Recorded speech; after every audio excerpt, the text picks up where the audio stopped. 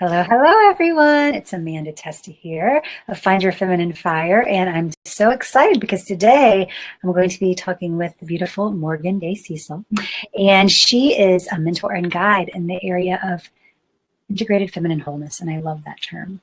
She also leads the Sophia Sessions, which is a safe haven online for the journey and study of sexual well-being and feminine wholeness.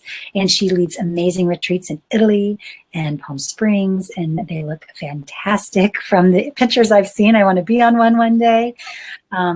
So those retreats are really an immersive experience into the whimsical and glamorous side of being a woman. She's also a mama of two and a passionate wife and lives in Oregon. So I'm so excited to have you here, Morgan. Welcome. Thank you, Amanda. Thank you for having me here. I'm honored. And I would love to start with, if you would like to say anything else about yourself and just a little bit of kind of your journey and what led you to this work. Wow, that's a big question. You can give us the Clip Notes version. Yeah. Well, I think that if we traced any thread back far enough, it would be like before we were even born. Like we're kind of all called into something, a mission or something for us to really experience and then to express during our life. And so for whatever reason, my challenge coming into the world as a woman was to really understand what it means to be whole and what does that look like on every single level, from the wholeness we feel in relation to ourselves and just be friends with our own mind, to the wholeness we feel in relationship to others and the world at large. Where does our place and our worth? And so, it's a very practical question, but it's also a very spiritual question for me. And my journey has kind of reflected just my very humanity in it, like just so much like tangents and self-sabotage and getting away from who I am and then returning back again. So abstract way of putting it, but I think that's so beautiful. And is that kind of how you came up with the term feminine wholeness? I love that term. Thank you. And really that term it just came to me because of this strong sense that wholeness is what we begin with. Like this is like, instead of this idea that we begin broken and we begin really feel deep in my bones, deep in my heart and my being that we begin whole. Thinking on this, for one, like Thomas Merton, he coined the term hidden wholeness. And he said that inside everything there is an irrevocable sweetness and purity, and it just resides there. So when I was going through a lot of difficulty through different seasons of my life, like that idea that there was still something really good at the center of my being gave me a lot of hope and helped me return to even wanting to have a relationship with myself.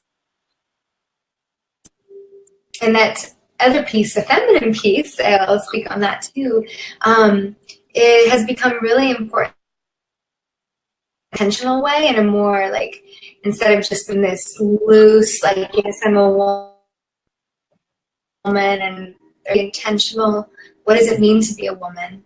And what does it mean to be connected to these beautiful feminine cosmic forces and bring that my faith where there has been a long absence of it. So I read this quote recently by a woman named Cynthia Bourgeau, and she says, I just want to quote her because it's so beautiful and it spoke to me. I think it would speak to a lot of women who are on this journey of reconciling the feminine in their spirituality, like where does it belong? How do I relate to it? She says, male-dominated versions of Christianity are a luxury the world can no longer afford. Dominated versions of Christianity are a luxury. And so that really spoke to me, and I think that has a lot to do with term feminine wholeness in relation to spirituality and sexuality. It's not to minimize masculinity in any way, or the divine masculine, but it's just to recognize the presence of the feminine in all of this too. That's beautiful. Thank you for sharing that quote. Yeah. And I think I love, kind of your background, and I think it is such a beautiful way, that you've come to this journey. And I love how, just reconnecting to that part, like at the center of us, there's good and we are whole. Yeah. And I will say, the clarity around like the background is I didn't grow up in a religious home. I grew up in a home, my dad was an artist and an inventor, and he really celebrated just abstract concepts of beauty and love and the divine, and questions around what does it mean to have a good life? What does it mean to have purpose? And so I grew up being encouraged to ask those questions, and then found my way to my faith in Christianity a lot later on my journey. And so, yeah, I think that was an important detail to share, only because, so many of us raised in a certain way that does flavor our experience of, for instance, the church. So I think the beauty in what I get to do now for a lot of women who grew up in the church is to give them a perspective, a new way to look at their faith that is refreshing and different than maybe the messages they got growing up.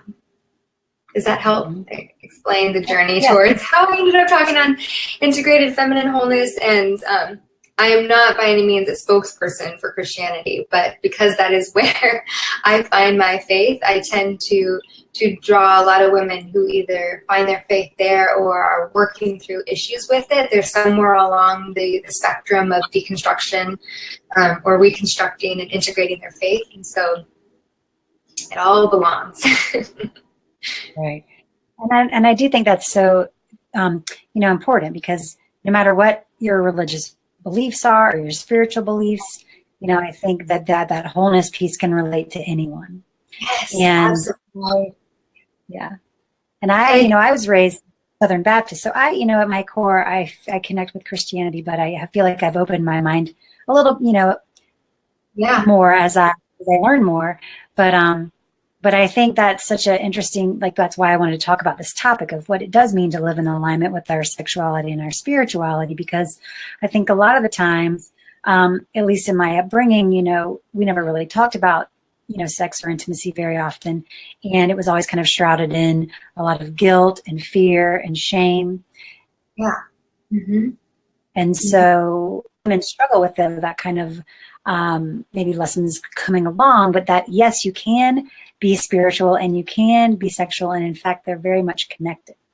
Yeah. So I'd love to hear your thoughts on that. Wow. Well, for one, I think it's important to draw a distinction between spirituality and religion. Mm-hmm. And because spirituality, I think, is something we all are born with, like sexuality. Like we all have this desire for union on both ends of the spectrum, physically and spiritually. And so I think to simplify it, how I like to define living in alignment with our spirituality and our sexuality is thinking of spirituality as our highest ideals. Like, what is it that we value? What is it that we really just aspire to experience and become? Our highest ideal, as well as our deepest desires. What is it that we really want? What is it that we long for and hunger for? And those two things, don't have to be on divided or separated from one another, but really learning how to welcome all of it in and to say yes to our highest ideals and our deepest desires. That's how we can begin to learn spirituality and sexuality and see the sacredness in all of it. Beautiful. And I think I love how can you hear me okay? Uh-huh. Mm-hmm. Yes. I love how you mentioned that the desire is such an important part of this. Yes. And can you elaborate on that a little bit? Yeah, and it's so important, especially for those of us who grew up with the message that our desire is bad, or our desire will lead us astray, or it can't be trusted. And I really feel like you can trust your desires. You can trust what lights you up, and the things that light you up, the things that turn you on. You know, in tantric philosophy, desire leads us home. And I think also, like, there's so much of that lost in Christianity, but this idea that, like, this romance with God, this desire for God, like, that leads us back into union, back into relationship. And so we, you know, this messaging that we got, that we can't trust that force within us, we can't trust that our heart, our body, has really been damaging. It's been like, it's caused so many women to feel disconnected from their original essence. It's caused so many women to lose desire for sex. It's caused so many women to feel numb during sex and really feel unsure of who they are in the world and what value they can bring, because they don't know. It's been so long since they've felt, and they've really given themselves permission to want something and to own what they want, you know? Mm-hmm. Yes. And owning it. I love that. Just owning it is so important, and giving yourself permission to want it all, like everything from the red lipstick to union and intimacy with God. All of it is good and welcome, and none of it is better or worse or more important than anything else. Like, I really believe that we can trust the little things that light us up, and they're like little breadcrumbs that lead us back into this space where we feel good and sexy in our own bodies and our own skin, because we're feeling alive and that energy is flowing through us. And I think that's interesting how you mentioned, you know, it leads to like a disconnection, and people are shut down, or women may feel really numb or shut down. So if you know, if you are a woman in that predicament, what would you say would be some of the first steps to kind of bridge that gap? Mm-hmm. I love this question, and because I get it so often, and it's like, I tell every single woman the same thing. It's like, set a timer on your phone for 10 minutes, and you're going to open up your journal, and you're not going to let your pen leave the page, but you're going to write everything that has ever lit you up. Like the things that you know you love. Like, I love the color turquoise. I love green drinks.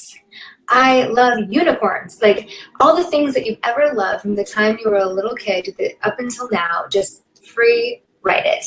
And it can be the moments, it could be the regularities in your life, it could be people, it could be places, but just don't stop until that timer has beeped.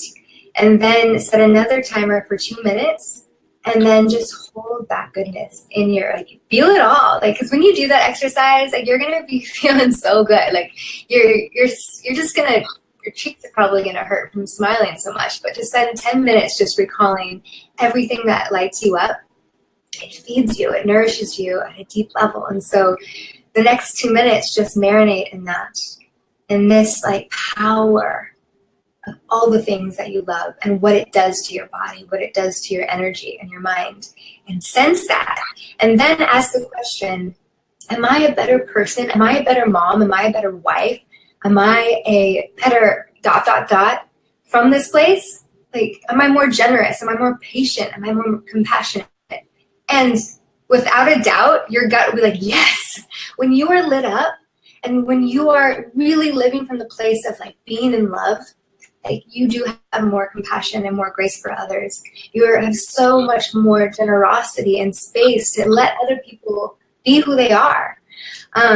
You have so much more fire and passion, like your expression changes and you come alive. And so it kind of puts to death like this idea that we can't trust what lights us up, because it's going to make us selfish, and it's going to make us, go off the deep end pursuing our own happiness and forget our kids and forget our husband and our responsibilities, because the lived reality that you'll remember in that place is, oh yeah, this is the best version of who I am.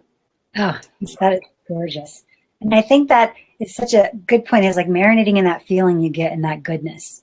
And like how all your body feels differently. Really, I have goosebumps right now. When you're honoring what lights you up versus when you don't. And I think that is so powerful, because so many people ask me, like, what even is embodiment? They don't get the term. I know it can be kind of complex or kind of sounds a little esoteric, but that to me is a great example of what embodiment can mean. Like, it's just when you feel your body in response to what is lighting you up. Would you agree? Yes, absolutely. It's like that word is so big right now, and it's so like a lot of us like don't quite sure how to connect with it if it's new in our like just understanding, but it's really, really simple. It's just, how do I feel in my body? How does it feel to be lit up? How do I know when I'm lit up? How do I know if I love something or if I'm happy? What signs am I experiencing? Like for me, I feel this like champagne like feeling like across my chest, down my shoulders and arms. Like that's how I know. And so it's just becoming really curious about how the body responds to your emotions and your stories, and to be willing to let go a bit of the story around something and just get into like, well, what is it that I'm sensing? What is it that the sensations are doing? So yeah, it really can be simple and it's so powerful.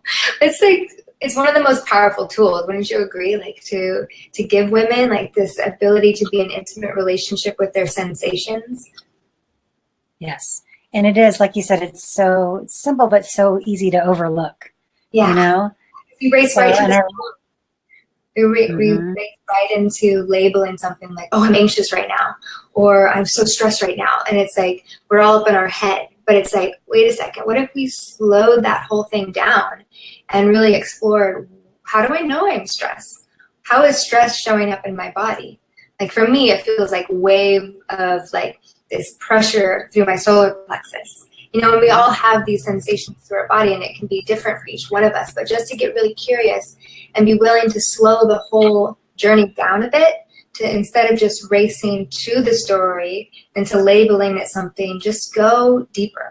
Go into the body and explore, how do I know I'm feeling what I'm feeling?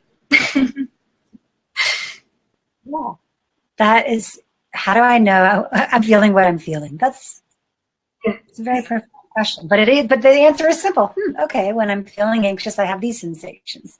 When I'm feeling, taking the time to learn what that is for you. Yeah. And for the permission for women to know, yes, that is okay. And it is very important because, like you said, when you live from that place, you are more generous and loving and giving and all those things. And I love how, to kind of maybe dive in a little further on this embodiment piece. I know you had mentioned when we talked before is you can use that embodiment as a way to kind of reconcile that tension between your conditioning and your own spiritual growth. And I would love if you would speak to that a little more, if you could. Wow. Yeah. So we all have conditioning, and the conditioning served us at a certain level as children, maybe to keep us belonging to our tribe and keep us, safe. But all that conditioning is now limiting our experience around the things that we really want. Like, so for instance, if we experienced a lot of conditioning around sex, and sex being dirty or dangerous, and our bodies being untrustworthy and dirty and dangerous, then that experience and that kind of messaging has formed like this limiting belief about what it's possible to truly experience. And so you hear things and you have this desire for union and sacred sexuality, or just feeling like more vitality throughout your day, more radiance, more beauty, more sexiness. But yet when you go about pursuing what that looks like and how you would give yourself that experience, you bump up against these deep blocks, these deep, voices in your head that say, oh, that's dirty. So the process of rewriting those scripts can be done, for instance, like just taking the time. Let's say you've gotten the narrative that sexuality is bad, that women who are sensual are dangerous, and that your sexuality should only be unlocked by your husband, that it doesn't really belong to you, but it belongs to him, and he gets to decide when and where it's unlocked, and your duty is to service him and to fulfill him. A lot of women who were raised in the church and I've spoken to have shared some version of that narrative with me. And so something I give them to do is just to, first of all, imagine if you could rewrite that whole thing. What would you like to know? What would you like to hear about your own body and its possibilities for pleasure? And I give them a recording that I've used that's kind of like an amazing new narrative around this story about sex and being a woman and having desire and having the ability to experience so much pleasure and orgasms. And then I ask them to write their own. And so I give them mine to listen to kind of open their mind to the possibilities, and ask them to listen to that for 7, 14, or 21 days. And then it's like you can listen to it like a guided meditation. And then when they're through with that, the next thing I invite them to do is to write their own and to record their own. So that's where it gets really empowering. And that's one way. So I don't know, that's one way to begin to rewrite that story, because the thing is, we need to work on all levels holistically, like top down, which is what that approach is, and then also bottom up. And so bottom up being more the embodiment practices, being willing to bring in some sensuality, whatever it is that you love to do. What would it look like if you upped the sensuality of it? Like, for instance, I love yoga. And since doing this work and becoming really intentional around feminine wholeness, my yoga practice has really shifted gears from being like really strong asana based, really rigid and kind of a lot of arm balances and power poses, to like this juiciness and fluidness that I now bring into my practice. And so that allows me to kind of feel into more of this sensuality that is really like a well that never runs dry within every single woman when she learns how to tap into it. If you love dancing, if you love, you can bring like this sensual movements like this to like just throughout your day and cleaning the kitchen or doing the dishes, but like just what does it feel like to be sensual? And give yourself permission to let it be awkward for a while. Like if you don't have a lot of confidence, you weren't a dancer growing up and you have these limiting beliefs, I'm awkward and I'm not a dancer. Like give yourself permission to be awkward and just feel into it. Spiraling is always good. Pulsing your hips is always good. Like, you know it. You just get out of your head and get into your body and your body will lead you.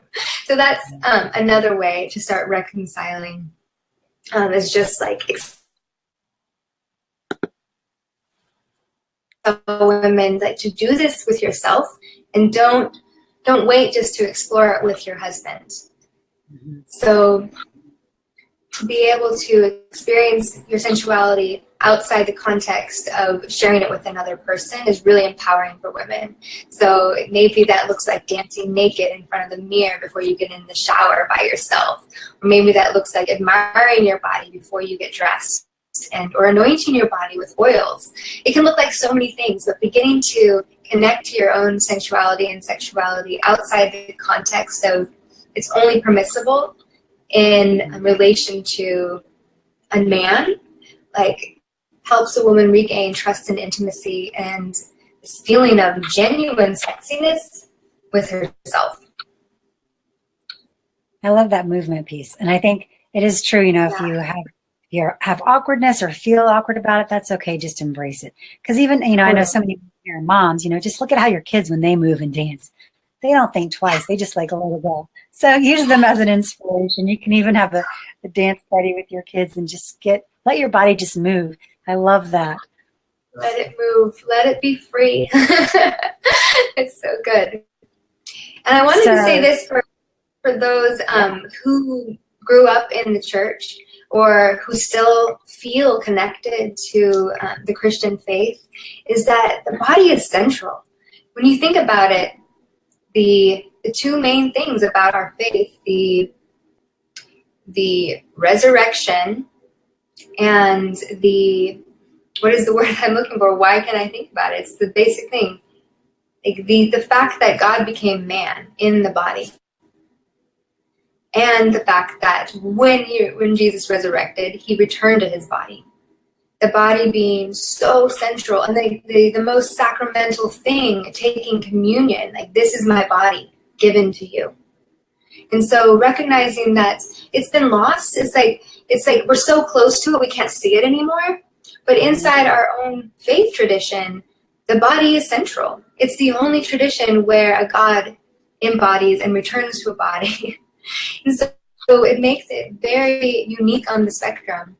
And it's really sad, and I think it's one of the scandals of the church that centrality and sacredness of the body has been lost. But for me, like, just simplifying that, and really being willing to differentiate between spirituality and religion, and really getting back to what is my truth in relation to this. And quieting the mind and really asking the questions. If you have a prayer life, asking a simple question. If you're struggling with redeeming the body and feeling a tension around what does it mean to be sexy as a woman in a safe way, in a way that feels authentic to you. If you're struggling with that, one of the best prayers you can ask and just take to God is just, what do you want me to know about my body?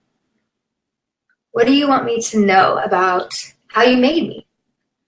And what do you want me to know about sex? And just be willing to go right to the source and see what kind of wisdom you're given. So just because you've been told it doesn't make it true.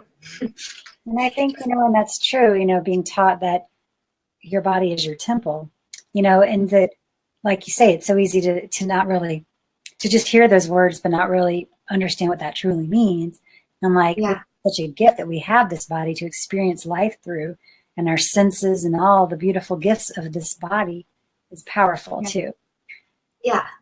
And the word I was looking for is incarnation. Incarnation and resurrection, the two fundamental tenets of Christian faith. Body is central, right? So what does it look like for us to incarnate, to really fill out our flesh with our spirituality and sexuality, and to live in that wholeness? Mm-hmm.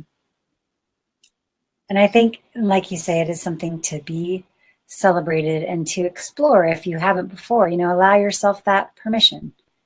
Yes, we are the best permission granters. When it comes to giving ourselves freedom, we need to give ourselves permission, and no one gives permission like you do, to your own body. And so getting in the habit of being, it's okay. I can give myself permission to want this, to feel this, to move through this, to choose this, to define this, all these things that have been laid on us our whole life. Now we're mature adults.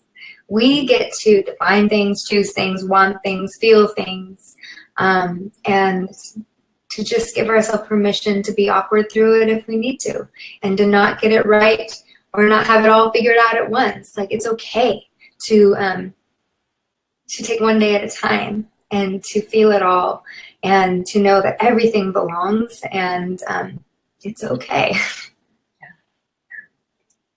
So I'd love to just switch gears. And really, I want to just ask you a little bit more about the Sophia Sessions. And I know that is, you lead the Sophia Sessions. I would love if you would just tell everyone listening, a little bit more about that, where they can find you. And then also, more about how you came to create that. Okay. So, yeah, the Sophia Sessions, the word Sophia, I just love. It means wisdom, and it's feminine wisdom. And it appears throughout, Christian and Hebrew texts, but this archetype of feminine wisdom appears throughout all wisdom traditions. And so I was captivated first by this idea of Sophia. And I also love Sophia Loren, and I love Italy. And so I think it both into the spectrum, it captured my heart from just the deep spiritual significance, but then also just the to live and to feel, to live each day feeling as good as Sophia Loren feels in her body. Like she says, the most beautiful thing about a woman is to know she's beautiful and to know. So the Sophia the whole thing began with a retreat I led in Rome a couple Decembers ago. And I led just a small group of women to Rome for the Sophia experience. And it was 5 days. We stayed at a penthouse near the Trevi Fountain. And it was like the best girl time mixed with like the most intimate life coaching mixed with like real just fun and glamour and kind of pressing up against our own limitations around what it means. And so I took him on a lingerie tour, and we ended up running into Antonio Banderas. No kidding, like no kidding.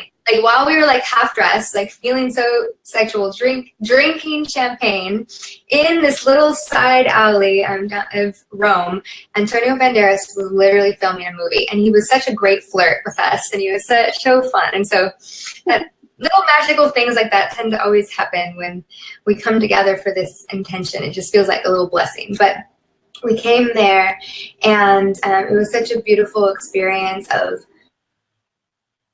in a way that was really safe. And as I think a lot of times it feels very isolating when we're on this journey of sexual well-being and wholeness, and it feels like we may be judged by other women in our tribe. That's because the same things that are really life-giving and edifying and empowering are the very same things that can be so triggering to women. Seeing a woman like really own her beauty and her curves, all of those things can cause some women to shut down. So in this safe place, what I loved the most was that we were also encouraging to one another, and each woman got the blessing that it is safe to be in her power. It is safe to be seen being sexy and glamorous and fun, and it's safe to not be perfect. Like to all have our little like issues and our things going on in our head. All of that belongs. So because that experience was so powerful for me personally, and I just wanted to bring it to more people, knowing that not everyone has the chance to go off to Italy for 5 days. I created the Sophia Sessions with this hope that this would be a place to begin that journey, where if you feel alone in your community because maybe you're still inside the church or you've left the church, but you're not quite sure where you belong spiritually, and you're kind of beginning to challenge some of the old messaging you got, but you don't really have anyone to talk to about it, this would be a place where you could talk, where all parts of you are seen, and not everyone in there is a Christian, and definitely those who are Christians aren't the same kind of Christian. You know, we're all on our own journey spiritually, but it's a safe place where we can meet as women to talk about the things that we really want more of, which is like more aliveness in our bodies, more well-being in our relationships, more connection like through sex and through our spirituality.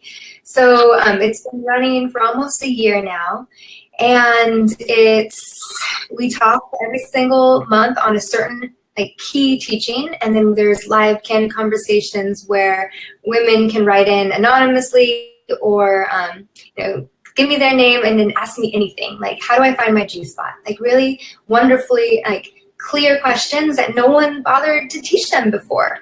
And goodness gracious, we all should know how to find our G-spot.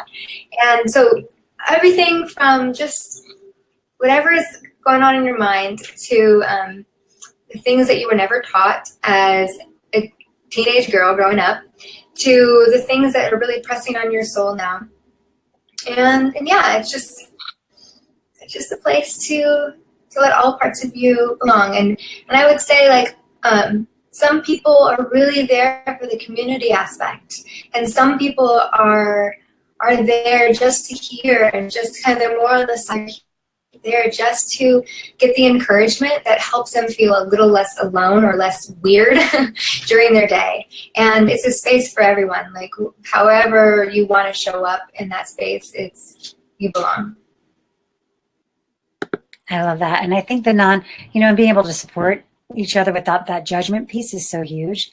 Because yeah, we have something called Saturday Selfies.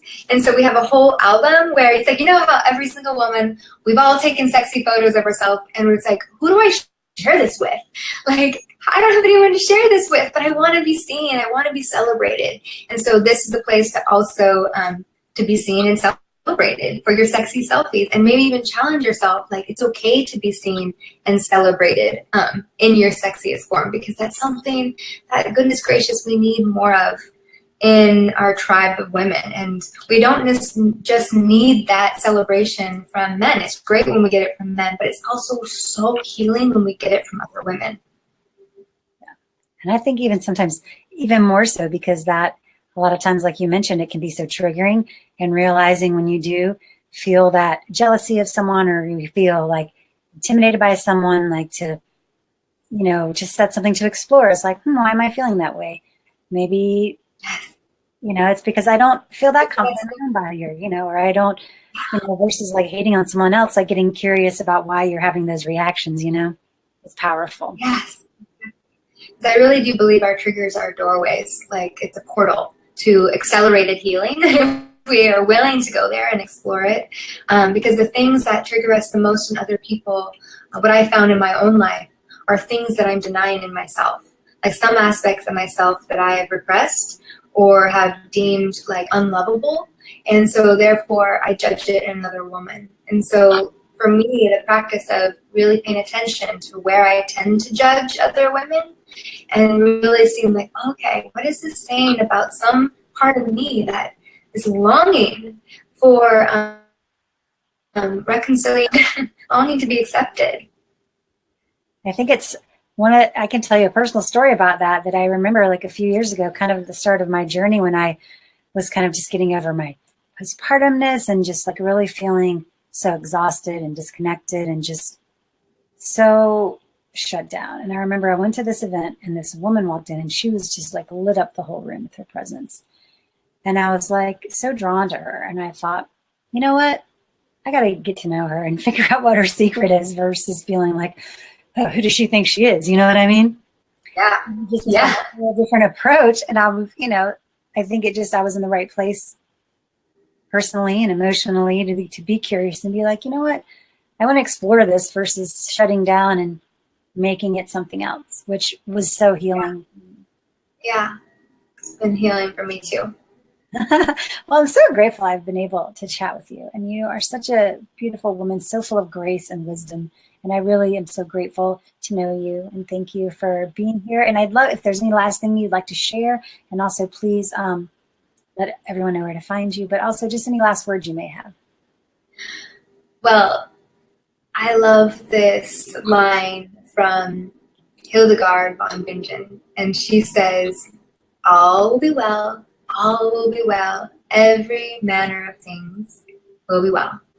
And I believe that for each one of us. And it's so beautiful wherever you're at on this journey of saying yes to your sensuality, your sexuality, your fire, and just know that you are well cared for and so loved, and you so belong, and only good things await. So thank you so much for having me, Amanda. Only good things await. I love that. Well, it's so beautiful to have you. And again, so let me know the best place to send people. The best place to find me is on Instagram. I'm and my website. Your Insta one more time. Morgan, Morgan Daycecil. And that's where you can find me everywhere. So morgandayscecil.com, Morgan Day Cecil on Instagram. It's on Facebook. There's a page just for that. And YouTube. I'm going to start making some YouTube videos, Amanda. Yay, I'm excited. Right now, my YouTube video is full of Christian yoga, which is awesome. But it's also going to be filled with sex tips soon and relationship tips. So I don't know if my subscribers there know what's coming for them, but I hope they're ready for it. Well, you know, I think honestly, these are questions that every woman has, no matter their background. And so I'm sure it will be beneficial. I remember the first time I read The Woman's Anatomy of Arousal, Sherry Winston. I read it about, I don't know, 5 years ago or so. And there was stuff in that book that I had never heard of before. I was like, I am 40 years old. How do I not know this about my own body? So yes, these are things that we need to know, and it's awesome that you're teaching it. So thank you for your gifts. You're so beautiful, Amanda, and you radiate so much love. Thank you. Beauty, so much spaciousness, original essence. So thank you for what you do too. Yes, and thank you all guys for being here and for watching, and please feel free to share this with other women that you think would benefit. And if you have any questions, just post them in the comments and we will get back to you. And thank you so much. We will see you next week.